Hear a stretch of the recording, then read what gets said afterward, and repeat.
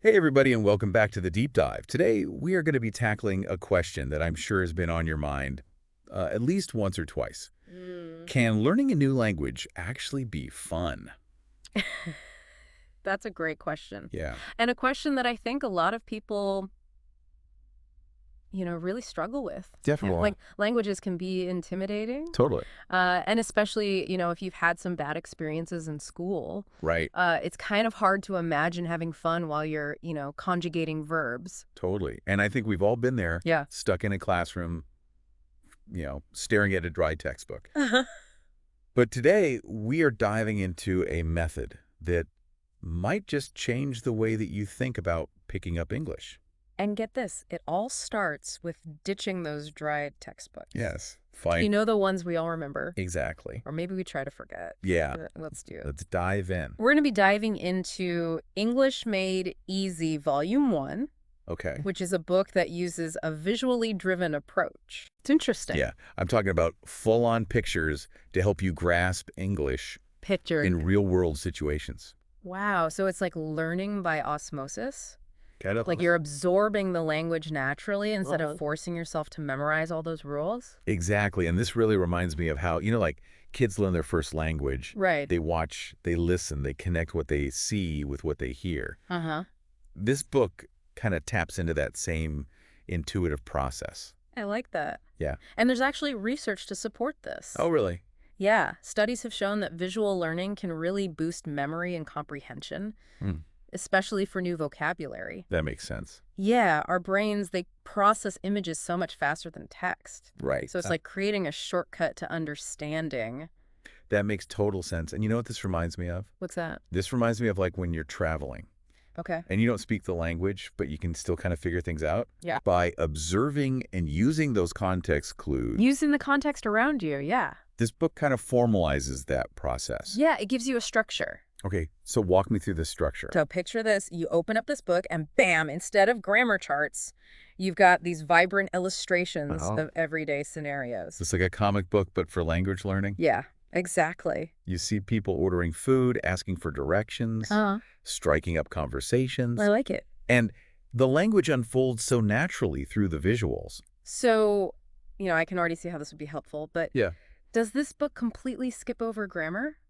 It doesn't completely ignore grammar, Okay. but instead of hitting you over the head with rules, Right. it kind of weaves them into the visual context. So you're picking up the grammar organically without even realizing it? Absolutely. And I think that's what makes it so effective. Okay, so you're learning by stealth. A little bit, yeah. That's awesome. So, for example, in the first unit, Which is all about introductions and, asking what's your name. right? They introduce possessive adjectives. Words like my, your, his, her. Oh, yeah. Through illustrations of this family, the Bensons, and their belongings. So instead of memorizing a dry list Yeah. of possessive adjectives, Right. you're actually seeing them in action, understanding their purpose through the visuals. And you're making that connection. Right. You're like, oh, that's what his means. Exactly. I get it now because I see it. Exactly. And this approach just continues throughout the whole book. Wow. You see question tags present continuous tense imperatives, all seamlessly integrated So sneaky. within these real-life scenarios. Okay, so I'm starting to see how this visual learning thing really makes sense. Yeah. But what about something like numbers and time? Okay. Those can be kind of tricky to grasp in a new language. Yeah, they can be.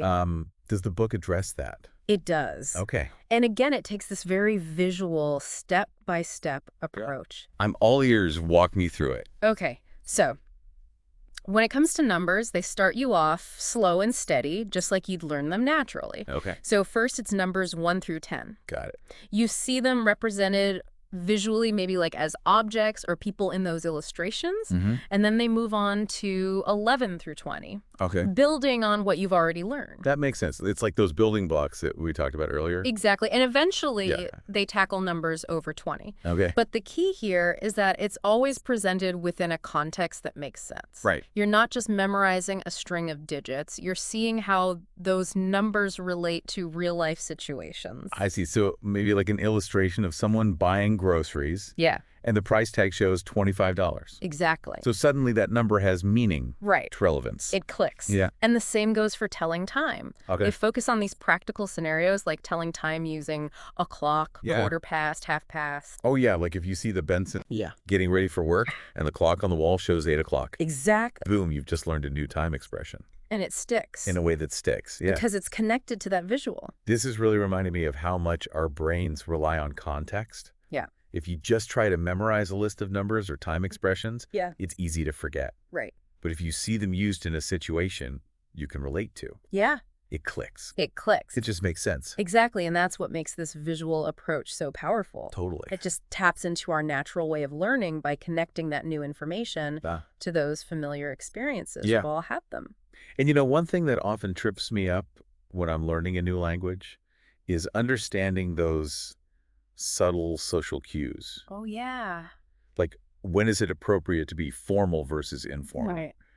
Or what are some common gestures or expressions that people use? That's a great point. Yeah. And it's something that English Made Easy actually tackles head on. Oh. One of the things that this book emphasizes is that language isn't just about vocabulary and grammar. Right. It's about actually using those tools effectively in those different social situations. So it's kind of like a cultural guidebook embedded within a language textbook. Exactly, and they break it down Yeah. into these manageable chunks. Okay. So, for example, there are units dedicated to functional language. Okay. Things like how to make, accept, and decline invitations, Hmm. how to start a conversation, Yeah. how to ask for clarification, These are all things that I struggle with. even how to give directions. Okay, that's super practical. Yeah, because, we've all been there.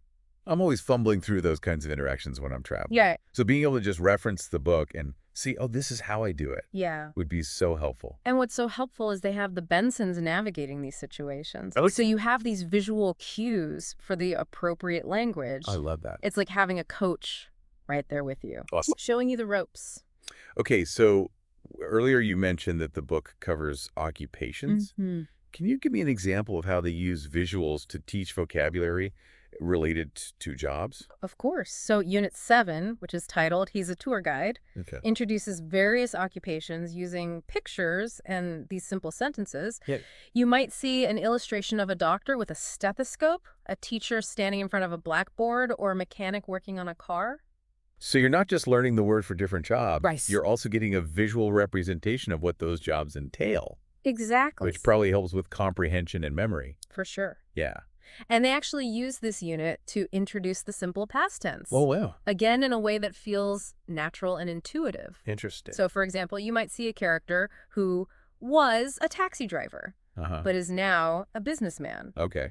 illustrating that concept of past actions versus present states. Wow. They really managed to sneak in those grammar lessons without you even realizing. I did. It's like learning by osmosis, just absorbing the language through these visual cues. It really is. And as learners progress through the book, Yeah. they encounter more complex language structures and vocabulary. Okay. But it's always built on this foundation of visual learning and real-world context. So you're slowly building up your skills. Exactly. You're not just thrown in the deep end. Okay. I have to admit, I'm really impressed with this approach so far. Me too. But let's be honest, there are some topics that can be a bit trickier to learn in a new language. Okay. Like, how do you teach someone to talk about money? That's a good question. Yeah, it can be a little bit of a minefield. It can be a minefield, but don't worry. Oh. English Made Easy has you covered. Okay, good. So in Unit 8, Uh-huh. which is titled I'm Going to New York, Ooh, New York, now we're talking. learners are introduced to this whole world of travel and expenses. I like it. So in this unit, Yeah. you see how to ask about prices, like how much is this purse, Uh-huh. and how to respond using dollars and cents. Okay. You might see illustrations of people shopping, paying for meals, or even exchanging currency. So they're not just throwing out vocabulary words related to money. Right. They're actually showing you how to use those words in transactions. In action. Yeah. Which is brilliant. And this unit also touches upon the present perfect tense, Oh, okay. which we know can be a bit tricky Yeah, it can be. for language learners. Yeah. But again, they use visual aids to illustrate the concept of duration. Okay. So you might see a character saying, I've been here for 2 days, Uh-huh. or we've been here for 2 weeks. I'm seeing a pattern here. What's that? They're really good at taking these potentially complex grammar points Yeah. and making them accessible through visuals. They're masters of that. Yeah. And I think that's one of the things that makes this book so unique and effective. Uh-huh. It recognizes that learning a language isn't just about memorizing rules and vocabulary lists. Right. It's about actually understanding how the language works in real-world contexts. Huh. And that's what they do so well. Absolutely. And speaking of real-world context, Yeah. you mentioned earlier a unit on public transportation. Yes. Did they really cover everything? Oh, they went all out. Okay, good. So in Unit 19, which is titled You're Not Allowed to Park Here, Okay. they delve into the nitty-gritty of navigating buses, trains, trams, ferries, you name it. Wow, so they really did cover it all. They did. I'm impressed. Learners get to see those useful phrases in action, like, does this bus go to? Uh-huh. Can you tell me when to get off? Right. Yeah. And even how to ask for a timetable. It's like they anticipated every possible scenario a traveler might encounter. They did. And it's all presented through those engaging visuals that we keep talking about. Of course, always bringing it back to the visuals. Yes. So, for example, you might see an illustration of someone looking all confused at a bus stop, holding a timetable. Right. And then you see another person approaching them and offering help with a friendly, can I help you find your way? So it's not just about learning the words. Right. It's also about understanding the social dynamics The social cues. of those interactions. Exactly. And I bet they cover those prohibition signs that you see everywhere. Oh, yeah. Like no smoking or no parking. They do. They dedicate a whole section to those, Wow. using those visual cues to illustrate the rules and regulations. So smart. So you're not just learning the vocabulary, but you're also learning how to navigate those unspoken rules of public spaces. It's like a crash course in travel etiquette. It is. Okay, so we've covered a lot of ground here. We have. From visual learning and social context to numbers, time occupations, and even public transportation. Yeah, it's been a journey. But what's the big takeaway? What do you think the authors are trying to achieve with English Made Easy? I think they're really trying to prove that learning English doesn't have to be this like daunting, boring chore, you Right. know? Yeah. And I think they do a good job of that. I agree. By tapping into those visuals and focusing on real-life communication and cleverly weaving in that grammar without overwhelming you. Right. They're really making language acquisition fun and intuitive. Yeah, it's like they've cracked the code Yeah, to make learning English feel more like a game than a school lesson. I like that. And that's something I think we can all appreciate, Definitely. no matter what your learning style is. Absolutely. And let's not forget, Yeah. English Made Easy doesn't just give you those language skills. Right. It actually builds confidence. So imagine yourself in a new city. You're able to navigate public transport, order food, or even just strike up a conversation with a local. Yeah. That's a powerful feeling. It is. It's like giving you the tools to actually connect with the world around you. Exactly. And that's what language learning should be about. For sure. Breaking down barriers and opening up possibilities. I love that. Yeah. It's about empowering those learners to actually use English. For real-world communication, to build relationships and to experience new cultures without feeling held back Right. by those language limitations. You know, as we've been diving into this book, Yeah. I've been thinking about how this visual approach could be applied to other subjects. Ooh, interesting. Like imagine learning math through Yeah. visual representations of equations, Yeah. or history through graphic novels. That would be amazing. Right. This book really makes you question why we limit ourselves Exact. to those traditional textbooks when there are so many other ways to engage with information. It's like we're only scratching the surface of what's possible when it comes to learning. For sure. Who knows, maybe English Made Easy will spark a whole new wave of these innovative learning materials I hope so. that cater to different learning styles and make education more accessible for everyone. That would be amazing. Yeah, A world where learning isn't a chore, right. but it's exciting. And adventure. Well, on that inspiring note, I think it's time to wrap up our deep dive into English Made Easy, Volume 1. It has been a pleasure. We've explored how this visually driven method tackles everything from basic vocabulary and grammar to social cues and real-life scenarios. And we've seen how it emphasizes those practical communication skills, empowering those learners to use English confidently in all sorts of situations. Absolutely. But before we go, we want to leave you with a question Okay. to ponder. I like it. If this visual approach can revolutionize language learning, Mm-hmm. what other areas of knowledge could it transform? That's a great question. Could it be the key to unlocking a more engaging and accessible learning experience for everyone? That's something to think about. Yeah, food for thought as you continue your own learning journey. Keep learning. Until next time, keep exploring, keep questioning, and keep diving deep.